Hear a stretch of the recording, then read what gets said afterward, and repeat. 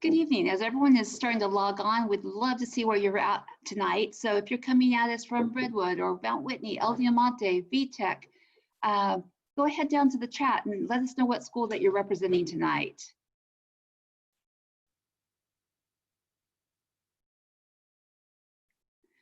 Okay, it looks like we've got someone from Mount Whitney, a person from Redwood, VTech Redwood, a lot of Redwood, fantastic. El Diamante is popping up there. Where else are we from? Another VTech person. El Diamante. Also, do you have a sophomore or a freshman? Are you a first-time parent going through high school, or is this your last child going through high school? See lots of freshmen, that's great. Second child, hey, you survived the first, that's good. Also, what high schools? Don't forget to tell us what high schools you're from too. We'd love to hear from you.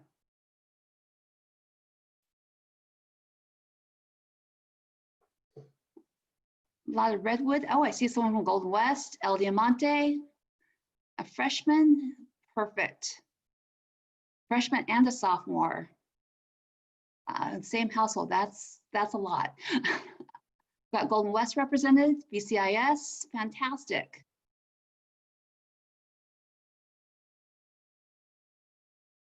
As people are logging on, we're going to give it just a couple more minutes here. That way everyone has time to get on, settle in, and then we'll start our evening. So love to still hear some shout outs out there.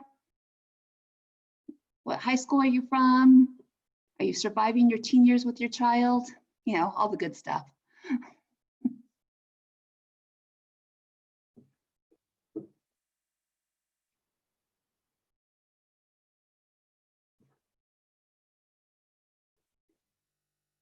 Just a couple more minutes here and we'll get started. If you're just joining us, we'd love to hear where you're from, what grade your child is in.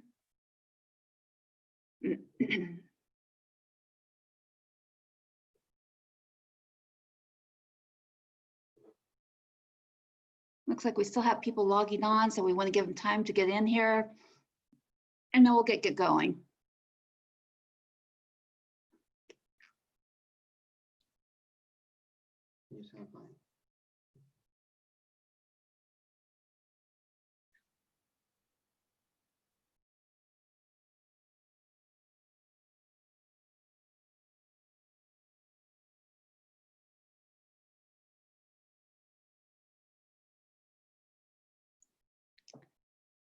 So as you join us, please go ahead to the chat and let us know what high school you're coming from and whether you have a freshman or a sophomore, first child, last child, where are you in the high school journey?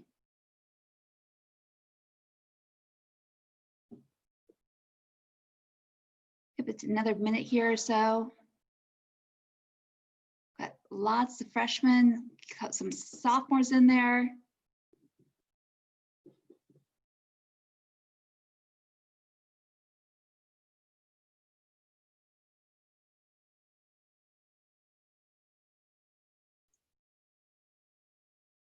Redwood is definitely in the house tonight.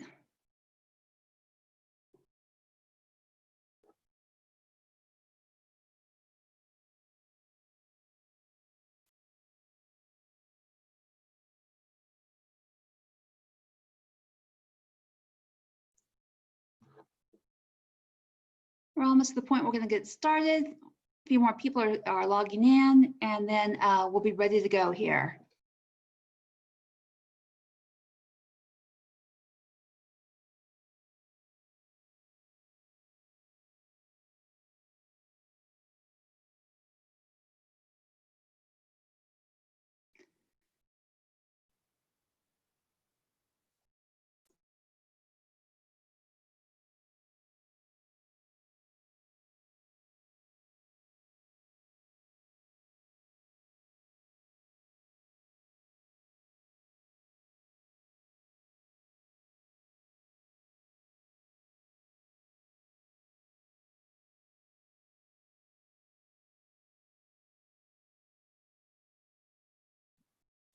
Okay, we're at 6:03 now. Let's go ahead and get started this evening. Thank you so much for joining us.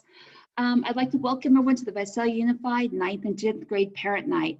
My name is Paige Lover, and I'll be your host tonight, and I'm from the College and Career Readiness. I've been with Visalia Unified as a counselor and now the district counselor for 25 years, and I'm glad to be joining you this evening. Tonight is going to be a representation of all of our high schools together, and we're going to cover a lot of material. If you're a first-time parent, a lot of this will be new.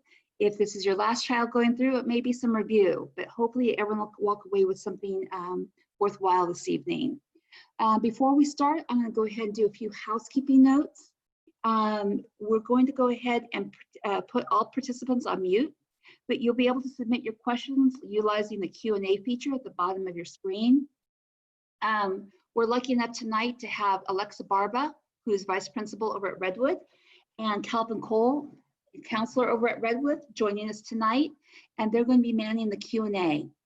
So as questions come up through the evening, go ahead and put your questions in that Q&A, and they'll get the answers for you as soon as they can. And a big thank you to both of them for joining us this evening. Tonight's webinar is being recorded, and tomorrow it'll be posted to our website. So I would recommend that so that you can easily find our website, it's either to take a screenshot of the current screen, or to go ahead and take a picture with your camera. But this is the Visalia Unified webpage, and this is where our video will be posted tomorrow. It also contains a lot of other great information that you might want to explore later on, including college and career, CTE, and Link Learning Academy information. It's definitely worth your time to explore, and we'll be updating this website in upcoming months as it grows. Finally, before we begin, don't forget to keep checking with our newsletter this year for upcoming events like tonight's webinar. These newsletters are sent out by email and also accessible on our website. And we should be sending out one at the end of this week for you to look at October's events. So with that note, let's go ahead and get started. So basically, tonight we want to set the goal of making sure that you and your child know how to navigate through the high school and prepare for college, whether it's classes or support networks or whatever they may need. So we're going to cover a lot of general topics tonight so that you have that foundation. And just know that we have great support at each of our high schools if you should need it. Our counselors, our learning directors are always there for you. Don't hesitate to reach out and call them, make an appointment, and they'd be happy to meet with you. So let's start talking about our first opportunity in high school, the academic opportunities. If it'll advance, that would help. Okay, there we go. All right, so in the transition from high school to middle school, just a couple of things I'd like everyone to make sure that they understand. If you had a child in middle school that was taking pre-AP English or pre-AP math, as you transition into to high school, that moves into honors. So your freshman, sophomore year, you don't typically take AP courses, maybe one or two exceptions, but typically your English and your math are going to be honors. We do also have advanced placement courses. Advanced placement courses are basically a college level course taught at the high school over a year-long period. At the end of this period, they can take the AP exam. If they score high enough, and usually AP exams are scored 1 to 5, and if you score a 3 or higher, typically you can earn college credits. Just know that within the UC system even, each campus and how they accept those AP courses differs. So for example, I could have, well, let me use my own child. She took calculus AP exam and scored high enough to earn some college units for it. When she went off to UC Santa Barbara, they counted that towards her math, and she was an English major. So she ended up completing all her math in high school and didn't have to take any math at the college level. A friend of hers though, same scenario, passed the AP exam in calculus, went off to UC Santa Barbara and was an engineering major. Instead of giving the math credit, that person ended up receiving elective credit, not calculus credit. So just know that as you take those AP exams, each school is going to have their own policy. Also, we offer dual and concurrent classes at COS. So as your child's progressing through high school, if academically they've mastered studying on their own, and you don't have to sit there and pester them all the time, and academically they're strong and ready to take on new challenges, they might consider a dual or concurrent class at COS. So concurrent is basically when you go over to COS and you take the course there. Dual enrollment is when you take the COS class on your high school campus. So for example, right now we have COS's English 1 and English 2 being offered to our seniors on our high school campuses, and they can take that in their senior year. So if they take the English 1 and English 2, basically when they start college, they have all of their lower division English credits taken care of before ever starting college. And on top of it, it's free. Basically, as long as you stay under 11 units at COS, they're not going to charge you for, to take the courses. If you're taking the dual enrollment class on our high school campus, then we provide the book. If it's a concurrent class and you're going over to COS,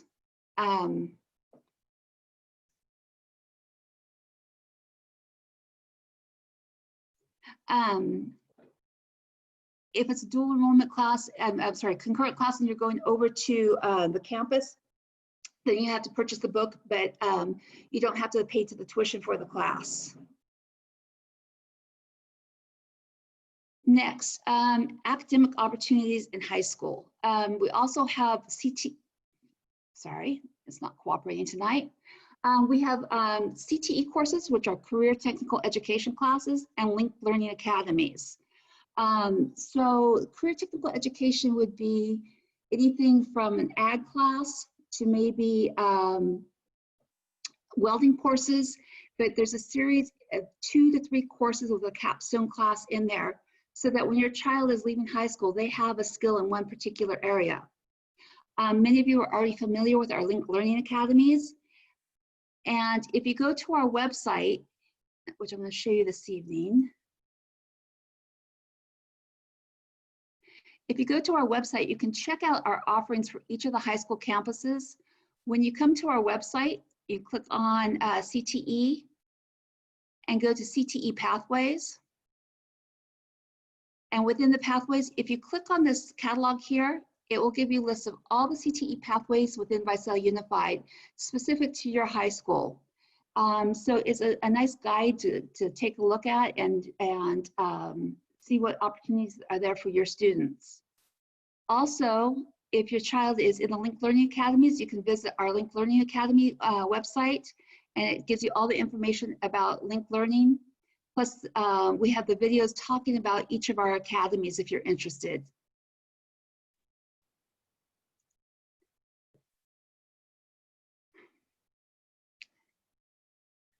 So one thing that we want all freshman parents to be aware of and help their child be aware of is the importance of homework.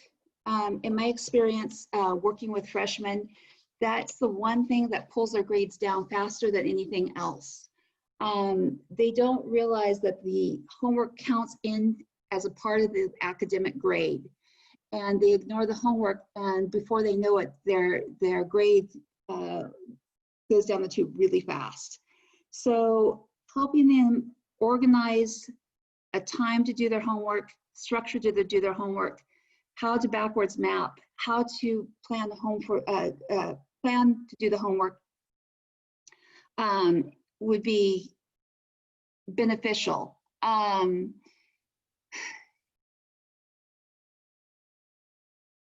To help you as a parent, we've got Power School. So if your child is telling you, oh yeah, mom, dad, I've gotten all my homework done and I'm good to go, you can go on Power School and check on their grades. All their grades are listed there, plus their tests and their current grade. So it's a really good way to stay on top of things before things slip too far. And also encourage your child to start going on there and making sure that they know how to use PowerSchool to check their grade.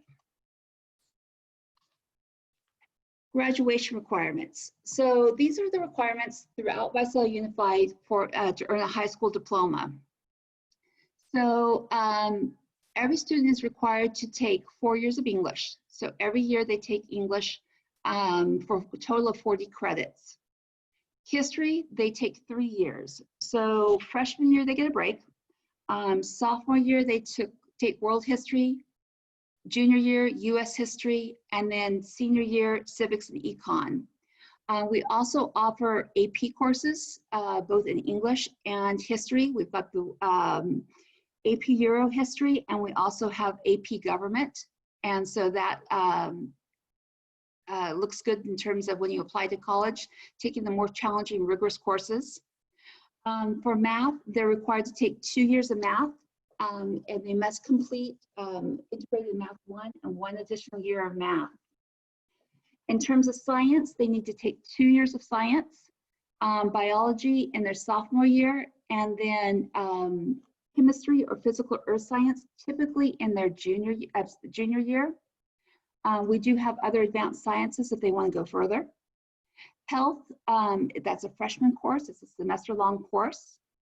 PE, they need to take 2 years of PE. One is required in freshman year. Even if they're playing a sport, they need to take PE. And then 1 additional year of PE or 2 sports, or a combination of passing the California fitness exams and taking a band course or other requirements that way. And your counselor can kind of help you navigate that pathway. Foreign language or visual performing arts. So it's one or the other for graduation, okay? So I can take a 3D art class and I fulfill that graduation requirement. I can take a Spanish 1 and that fulfills that requirement. But for the high school graduation, I don't have to take both of them. Electives, 75 credits. So basically for graduation, you need 220 credits completed by the senior year. That averages out to 60 units per year. And they need to pass those classes with D's or better. If they fail a required course, then they're going to have to take go back and repeat that course. Now, that was graduation requirements. What if my child wants to go straight off to UC or CSU? Then they need to make sure that they complete the A to G requirements. And these are the requirements set by the universities in order to meet minimum requirements to apply to their colleges. Luckily, a lot of our the A to G requirements match up with our graduation requirements, but not all of them. So you want to be aware of the differences. So for A to G requirements, you've got 2 years of social science, which is fulfilled through their graduation requirements also. You have 4 years of English, and that's also fulfilled through our graduation requirements. And again, you can take honors, you can take advanced placement. Mathematics, this is where the difference is currently. We have 2-year requirement for graduation. You need to take 3 years for the UC, CSUs, and it must go through integrated math 3, if not higher. And if your child's planning to apply to a UC, you definitely need to go on with at least a 4th year of math. And so that's where we want to see kids take pre-calculus, calculus, statistics. And the statistics and calculus are AP courses. Lab science, the requirement is 2 years. So you need to do biology and chemistry. But again, this is the minimum. If you're applying to a UC that's very competitive, you definitely want to get that 3rd year of science in there. And that's where our AP sciences come into play. AP biology, AP physics, AP chemistry. They want to see that your students taking challenging courses and meeting those requirements. Foreign language. This is where you need 2 years. back at the high school graduation, remember we said 1 year foreign language or 1 year fine art. For the UCs, you need 2 years of the same language. So it could be 2 years of Spanish, it could be 2 years of French, 2 years of American Sign Language. Again, if you're applying to a more competitive college, if you could take 3 or 4 years of foreign language, that helps in the application process. Visual and performing arts, you need 1 year.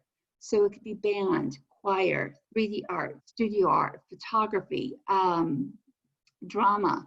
You have a lot of options. And then 1 year college prep elective. So that can be 1 year additional from any of these other areas. So again, these classes for the A to G requirements need to be completed with C's or higher. If a student gets a D in any of these courses, they need to repeat that class.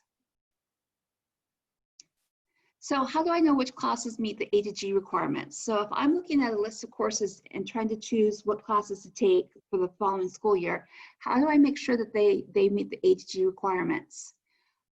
You can go to this website and put in your high school name, and it will list out all the A to G courses at your high school. Also, when you're looking at the course selections for your high school, the classes that are A to G will have a P after it. For example, English 1 P, that stands for prep. That means it meets the A to G requirements. Also, your counselors and learning directors can guide you as well. So if you have any question about how or which classes you should plan out, they would be happy to sit down and plan that out with you. So typically, what would a freshman year look like? So math is required usually freshman year. English, your health requirement, and your PE. And then from there, students have 2 electives. Sophomore year looks very similar, but that's when we're going to start adding in our world history and our biology. You might start your foreign language your freshman year, or you could wait on to your sophomore year and then start also working your fine art in there, or maybe some CTE courses. Or if you're doing the Link Learning Academies, the elective for your Link Learning Academies.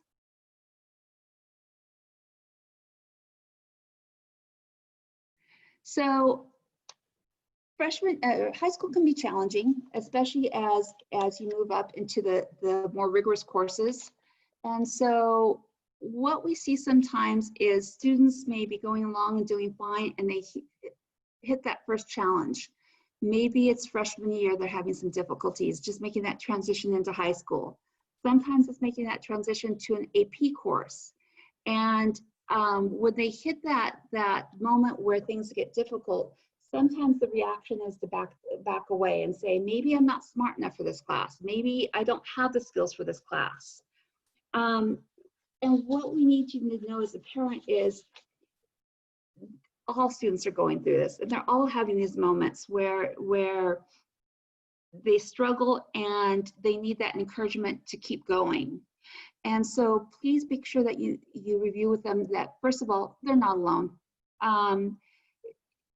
Every student's going through the same struggle, but let them know what their resources are. Using study groups and making sure that they reach out to their peers and maybe touch base with their peers. Doing their teacher's office hours, tutoring. All the schools offer some type of tutoring for students. And of course, this year is a little different, but even online, they're offering tutoring. And teachers are offering office hours on Wednesdays for students. I've had students that they reach their junior year and they take an AP course for the first time and they're struggling. And when you suggest a tutor, some of them react in a way of, but I thought that was for the kids that weren't as smart. Smart kids don't need tutors. And you have to let them know that everyone needs tutoring at some point. Everyone needs to reach out to their teacher. Everyone needs to use study groups. That's how you get through high school, and that's how you're going to get through college. Also, start teaching them to advocate themselves with their teachers. As they're moving into high school and on their way to college, they're going to have to be able to speak up for themselves. And as parents, we tend to protect our kids, and we go in and we maybe sometimes speak on their behalf. And that's great freshman year, but bring your child along with you. Have them listen to how you advocate. And then by sophomore year, have them start advocating and you sit beside them. Then junior, senior year, have them advocate without you there. Because when they get off to a university, they're going to have to know those skills and be able to speak up and know that mom and dad can't come in and speak on their behalf. And the more opportunity they get to do this in high school and grow those skills with your support, the better off they are once they get off to college.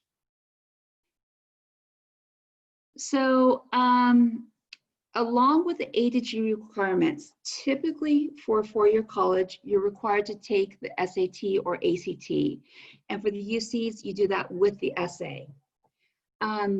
Obviously, we've seen some major changes this year. With COVID, students didn't have access to the SATs, ACTs, and so the majority of colleges are not requiring the SAT and ACT this year for seniors that are applying to four-year colleges, including the Ivy League, which has never been heard of before.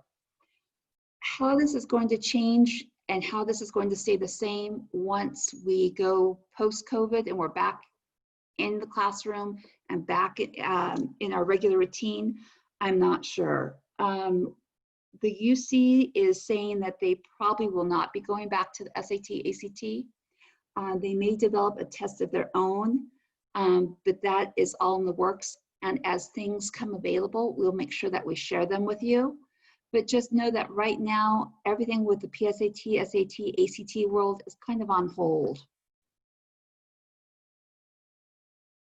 We'd like students also to start kind of thinking about how their classes tie in with their future, with their careers. So we want them to start exploring possibilities. So our CTE courses are a great way to really get their feet wet and see what careers that they might like, what skills that they might like. We want them to start exploring different career areas. We'd encourage you to have your child start talking to family members, family friends about their careers. What do they like about their careers? What do they not like about their careers? Watch different videos on careers. I mean, YouTube, our kids are on there nonstop as it is. Have them watch different videos on different careers. Also joining clubs, taking leadership positions, volunteering out in the community, getting those experiences to really start developing who they are, what they like to do, what they feel comfortable in. I mean, some kids like to be inside and are great sitting at a desk, and that doesn't bother them. Other kids want to be outside. What careers tie into those? Also job shadowing. As we come out of the COVID world and we rejoin our fellow man again, have them follow someone for the day and job shadow and really see what that job is all about. We're also in Visalia Unified using californiacolleges.edu. This is a whole delivery system for college and career. Every 7th through 12th grader has an account. Your child currently has an account using their Visalia Unified email, and they have a password that they can set or reset if they don't remember. But they can do college and career exploration. There are career inventory tests, that type of thing on there. So in this extra time when they can't go out in the world and always do what they want, maybe use this time to go on California colleges and start doing the exploration. We're also having all of our seniors launch their college applications and their financial aid through California colleges. So our seniors go on there, log on, and launch the application. And for the CSU application, it takes all their classes that are on their transcript for Visalia Unified and automatically populates their college application. So they don't have to sit there and type in every class and every grade. It does it for them.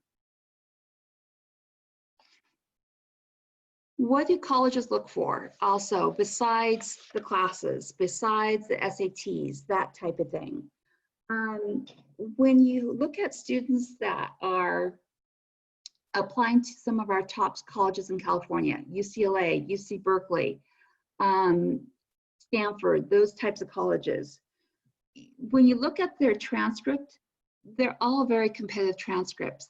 These kids take the AP courses, they have the high GPA, they're taking classes at the community college. So what makes them stand out? And that's the activities that they participate in. So is it the quantity of activities that you participate in? So if I do 20 clubs, are they going to be impressed and say, wow, that's the person we want? Or is it the quality?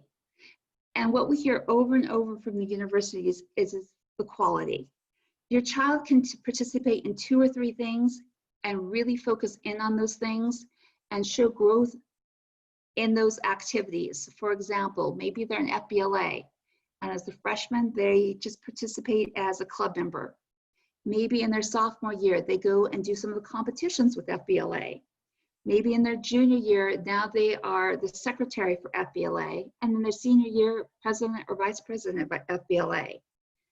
That quality is what the colleges are looking for, that you're really taking on one thing, focusing in, and showing that you are dedicated and you are growing, taking leadership positions, and being an active participant. If you put down that you participated in 20 clubs, but you never took any kind of leadership position, that's not going to impress them. So really have your child freshman year kind of feel out what kinds of things that they might like to get involved in. And I know right now with the online that's difficult, but we will be back to normal eventually here, and you'll be able to participate in those kinds of things again. The other thing that they can look at is internships and community projects. So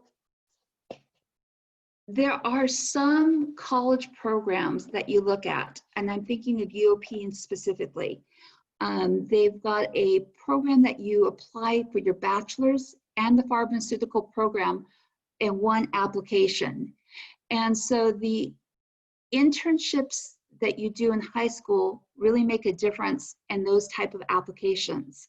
There are some programs that you can apply to basically your bachelor's degree and medical school at the same time. But they're looking for extraordinary kids. And by extraordinary, these are kids that are already doing internships that are research-based. We don't have a lot of universities around here where you can go and volunteer in the lab and help do research, but there are truly some opportunities to take advantage of. UC San Francisco and their office up in Fresno offers a program for students that are between their junior and their senior year. And you apply for it within your junior year, and that summer you go up to Fresno and you have about a 4 to 6 week time period that you're in the lab and actually helping be a research assistant. We also have the UC Davis Extension in Tulare, and they're doing research as well. I've had students that reach out to them and find a position helping some of the research scientists in Tulare. So the opportunities are there. You just have to plan ahead for them and create those opportunities. I've also seen students create their own community-based projects. Colleges like to see that. You're taking initiative, you're finding a problem in your community, you're solving that problem, and that's the type of student they want to see at their college campus. They want those people that are going to make an impact on the world, and when they go out and make that impact, they carry that degree from that college. So you're speaking and representing that college. So by doing these kinds of experiences in high school, they see what you're made of. And so I would definitely take advantage of those opportunities and create your own if you can. So we always want to keep balance though. We always have the overachievers that want to do everything. And they want to do all the AP courses, and they want to do all the classes at COS and sports and clubs, and they go nonstop. I tell my own kids, just because you can doesn't mean you should. Balance is better. if your student is up till 1 o'clock, 2 o'clock in the morning doing homework because they are going nonstop all day long, it's going to create burnout really quick. And the sooner you can teach them to kind of keep that balance and that they don't have to perform in every area, the healthier they're going to be, okay? Because sometimes those overachievers in high school go on to college and they try to keep that pace that they did in high school, and it results in them burning out and coming home and not being successful the way we want them to. So teaching them to keep that balance is a good thing. So one thing I also want you to think of, especially if you have a freshman, when your child graduates in 4 years and you send them out into the world, what type of life skills do they need? When I was a counselor at the site, I have met kids that had never made their bed, had never done their laundry, didn't know money management at all. So think about when you send your child off to college, what skills do you want them to have? And freshman year is a great time to start practicing that and building those skills.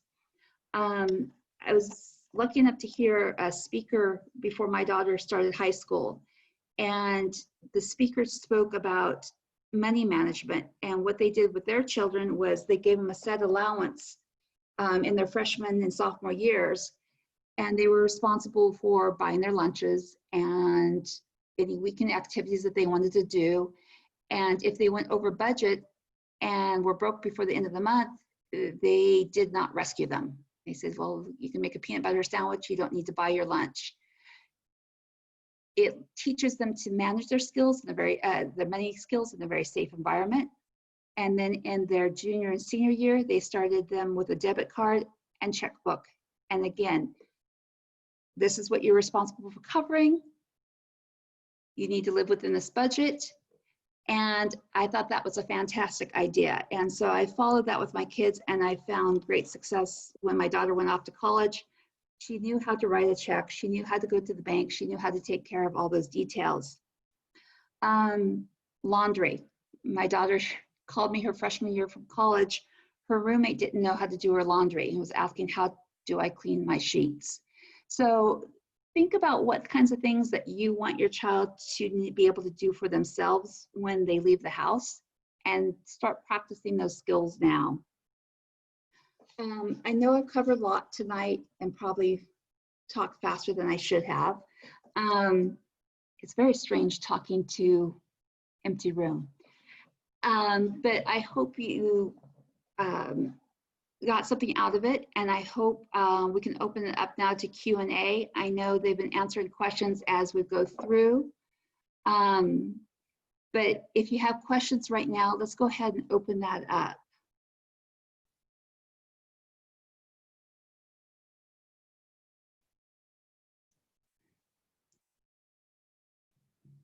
Not seeing a lot of questions come through.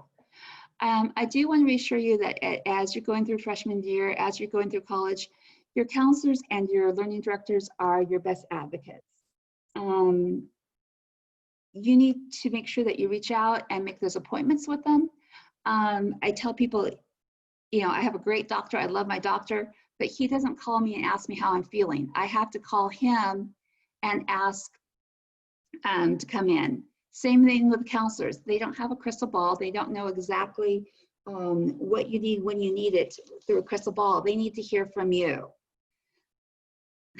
Okay, so I see a few questions kind of popping up. We have one question. Did you say a D or better to graduate, but C or better for college? Yes, I did. So for graduation requirements, you need a D in the courses or higher, preferably higher, to graduate. And then for the colleges, they require that the A to G courses that your child is taking, they need to be C or higher. So if they take maybe integrated math 1 and get a D second semester, then they need to repeat it, or also there's some other things that the counselor can look at that may waive that if they take integrated math 2 at the right grade. Anyway, if they get a D or below in a course and you're going to a four-year college, make sure that they check in with their counselor to make sure that that's taken care of. Can I schedule an appointment with the school counselor for next semester? Absolutely. Go ahead and email them. Right now, that's probably the best way to communicate with them, and you can set up that appointment. Counselors can also do four-year plans for you. They can kind of write out what your next 4 years might look like with your classes. And so it'll kind of give you a guide to go by. Next question. I attended the webinar on Monday with the 3 MIT students, MIT and Harvard students. It was great. Will we be doing more like this? Yes, we are going to be doing an Ignite Your Curiosity event every month. Next month, we are going to do Law and Justice, and we've got an FBI agent and a couple of attorneys coming in. That will be in our newsletters, and you can register for those events. The October newsletter, I'm hoping to have out by this Friday and emailed your direction. When should students start to apply for scholarships and different colleges? Great question. Your senior year is when you're going to be applying for college, usually in the fall months. So the UCs require that their applications are in by November 30th. CSUs also November 30th. And then private colleges will vary on those applications. And then scholarships, typically, there's a couple scholarships out there that are for younger grades, but typically all scholarships are aimed towards seniors. And so during your senior year, we have all kinds of things set up with the high schools to keep that communication with you, what scholarship opportunities are coming towards you. Will counseling appointments be in person or Zoom? Right now, with COVID restrictions and the size of the counselors' offices, we definitely need to have that on Zoom, not in person. And that's to keep everyone healthy that way. Okay, any other questions out there?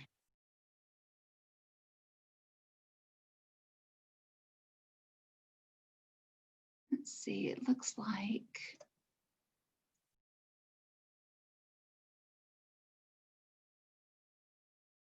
Oops. I apologize, 1 second. I was trying to get your chat up here. Got the chat. Okay, so we've got a lot of questions coming through the chat right now. So let me go ahead and do this.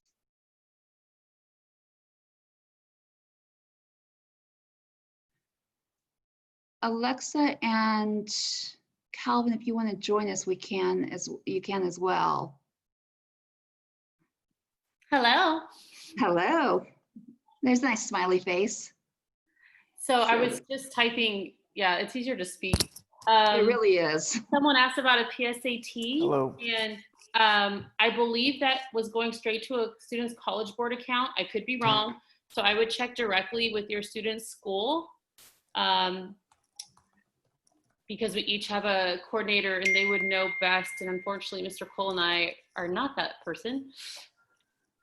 So you'd have to check with the schools to see if they came in, and if so, we could arrange a pickup. Okay, here's one. Out-of-state universities have their own requirements, although they usually, that was your answer, never mind. We recommend, even for in-state universities, that every family and student double check the requirements. For instance, Point Loma may have a different requirement than UCLA and a CSU. So we tell our students to really research the college that they're looking into to make sure they have the requirements that they need. Okay, I have a question. Is there a list of elective courses that we can review with our students? For Redwood, I can see we do have it on our Redwood website, but again, every counselor and learning director in the district has their own list for that site. And then I see, is Avid a college prep elective? Yes, it is now. It was just approved within the last year to be considered as college prep. Then also parents can look up electives for Redwood at on the program planning guide. That's where I direct a lot of my parents and students. to look up the electives at Redwood. Also, that CTE booklet that I guided to on our website, you can look at that as well to see the CTE pathways. And some of those CTE pathways are also college prep and meet those A to G requirements. Let's see what else we have here. I saw a COS question. To attend COS, a student doesn't have to necessarily be honors or an AP. There is criteria, however, that we want to make sure, because it is a college course and that grade will go on a permanent college transcript and it could affect financial aid in the future. Counselors and learning directors do go over that criteria very carefully with the student and their parents, just to make sure the student's ready to take on a college course along with their regular high school courses at the same time. Do school counselors make appointments with students to review classes and their plans? Yes, I can speak for Redwood. We do classroom presentations. The Redwood counselors also do have a request form for students can request to meet with them now and or email them. We do also do that. All the high schools do that in the spring. Hopefully we'll be back in person and do it the old-fashioned way. But if not, we would set up Zoom meetings to go over the 4-year plan, class registration for the following year, COS courses, things like that. And I know the other high schools do as well. We have the same presentations that go at all grade levels for all of our high schools. And then appointments are available with all counselors and learning directors to go over education plans. Calvin. Yes. What's your advice to our freshmen and our sophomores? Freshmen, sophomores, definitely communicate with your teachers as much as possible. Ask questions. I know since we're not in person right now, definitely, have your students contact through email, through Schoology, through that chat, whichever way they can contact a teacher for extra help. That's going to be their best resource right now. And if we do have a lot of kids that are shy to reach out, and I get it. I totally get it, especially being on screen. So if that's the case, have your child reach out to one of their counselors or their counselor. And then we can also become a bridge between the student-teacher relationship. So definitely, again, I think the best resource for students to be successful is contacting the teacher if they're falling behind, if they don't understand something, if they need extra time on homework. For office hours, definitely use the Wednesday intervention. While we have that right now. So I can't stress enough that students need to be their own advocate as now more than ever, just because, for us counselors, we were very fortunate to see everyone on campus during lunch, and now we don't have that. So it's very tough for us to see students right now. So we're trying our best to kind of monitor grades and kind of reach out to some certain kids. But for right now, I definitely recommend that students please contact their teachers as often as possible if they feel like they are falling behind or don't understand something or need additional help. Okay, so question, can we explain the difference between CTE pathways and linked learning? Can a non-pathway linked learning student take these classes? So they are separate. The linked learning academies have an elective course that's required as part of the academy that they take in each year, freshman through senior year. Some of those are considered CTE pathway classes, but they are a requirement for the academy, and only academy kids can take it. For example, at Redwood, the Law and Justice Academy, you have a Law and Justice CTE course, but it's only for the academy kids. CTE pathways, any student can participate in. You don't have to be in a part of an academy. And again, that book that I outlined on our website has all those CTE pathway offerings in there specific to your school. There's a question about UCs. So UCs and CSUs, everyone's kind of, they already were, I think, already considering if SAT was going to be the best way moving forward to include in college admissions, and I feel like COVID kind of made that decision come faster about whether that should be the case, because of right now our juniors and seniors have not been able to schedule any SAT or ACTs to test in the state of California. I think there was one place in Sacramento that might have been open, but it doesn't look like that's promising right now. So the question is, so where should a student focus their efforts? Obviously still their courses, and making sure they're hitting their A through G courses at the high school, and or if they're taking a college course as well, making sure that, you know, they're going to come out with a good grade. And then obviously the well-roundedness of a student in terms of extracurriculars and involvement, which of course right now it's difficult. There are still some clubs, at least at Redwood, that I know that are active, and I'm sure the other sites are making that same effort. So there's still opportunities for students to build their resume in terms of other things. That way it's going to be the transcript and then their activities, and it's not going to rely so much on those test scores. But we do recommend, you know, when it's time for your students to apply to college, you know, we're not sure what the world's going to look like at that point. And there still might be some majors, you know, for instance, if your student's trying to enroll as an engineering major at Cal, Berkeley, they still might want to see a math score for an SAT. So as the years go on, the UCs and CSUs are very good about notifying us, you know, since we're California high school, and we try to push that information out as much as we can to all of our parents. So I would just, you know, keep a lookout as right now for your freshmen and sophomores, just doing their best to get good grades in this time. Good recommendation. Do we have any other questions coming out from the audience? Looks like a lot of these have been answered. Let's see, we've got one. For a student wanting to attend college, does the CTE pathway lead that direction?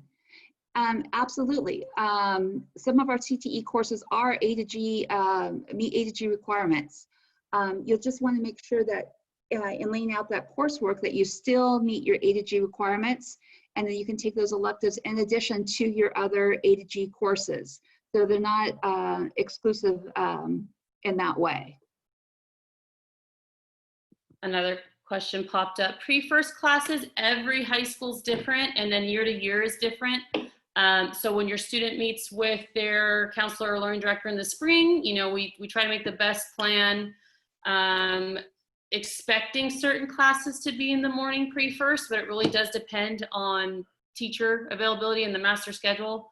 So we always prepare our students, you know, it's going to be in our best planning that you will have biology pre-first, but we can't guarantee until roundup and freshman orientation to what actually is going to be offered that year in terms of pre-first classes. So it's kind of a waiting game, unfortunately.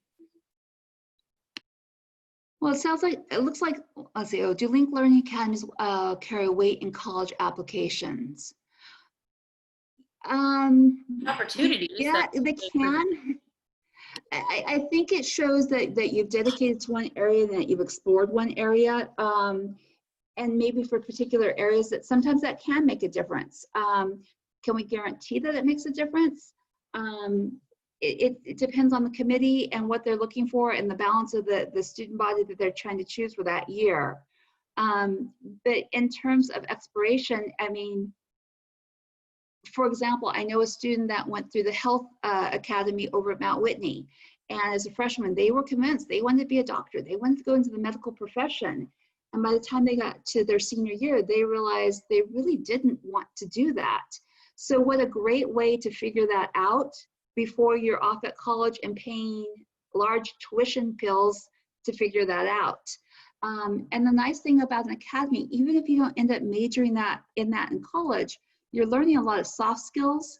We have a lot of interaction with professionals from our community that come in and work with our students. So you're learning to interact with adults, you're learning to polish those soft skills, plus you're getting that career exploration in there. You're getting some internship experience so that you're getting some work experience. So there's a lot of benefits to the academies as well. There were some other academy questions. I typed the answer. Okay. but and actually now I don't get to see it anymore because I answered it, but it was about if the Linked Learning Academies, I took it as, are they UC approved? I mean, each academy is different. I can speak for the Redwood ones. Yes, we worked hard to make sure all 4 of those electives are A through G approved. I can't speak for all the high schools, but again, that's something to check with your counselor or learning director. And then there was Again, also, if you look in that, on our website, that CTE book that I referred you to, it also has the academies listed out, and it lists out if the courses are college prep, which is A to G. So it looks like we're winding up on our questions. So I just really want to stress out to everyone, as you go through the next weeks, months, through the freshman year, sophomore year, as questions pop up, we have an amazing student services team at each of our high schools. You're seeing 2 of them today and all their awesomeness. But don't hesitate to reach out. Also, push your child to advocate for themselves and reach out as well. And know that all of this information is accessible on our websites and each school site's websites. So we do have the references there for you. Tonight's webinar, we are going to post this video to our website if you want to refer back to it. But thank you for joining us tonight. And any closing comments, Alexa and Calvin? just real quick, a question. So driver's ed, so it could be twofold. So obviously COVID kind of threw off what we normally do for driver's ed. If your freshman is currently in a college and careers course, then that is where the driver's ed will be embedded. However, if you're speaking as a sophomore parent whose freshman last spring did not finish the course, and or you're a current freshman parent whose student took health this summer and it didn't have the driver's ed attached, we as a district are aware that those students didn't have that opportunity, and we are working on a plan. As soon as it's laid out, we will share that out with the whole community of freshman and sophomore parents that this applies to. But if you want a quicker solution, I would recommend emailing your student's counselor or learning director. They may have another idea that I'm not sure I can. Well put. It involves money. Yeah. It involves an online course that you might have to just find on your own. If you have a kid that's like really, you know, Wanting to drive now. yeah. And I did have a parent last week call me, and so we did figure that out for their students. So there's that, but I would still check with your high school first. Very good. Well, Alexa and Calvin, thank you so much for helping out tonight. I really appreciate it. And to all the parents joining us tonight, many thanks. And like I said, don't hesitate to reach out, and have a really good evening. Thank you. Thank you all. We appreciate it. Thank you, everyone.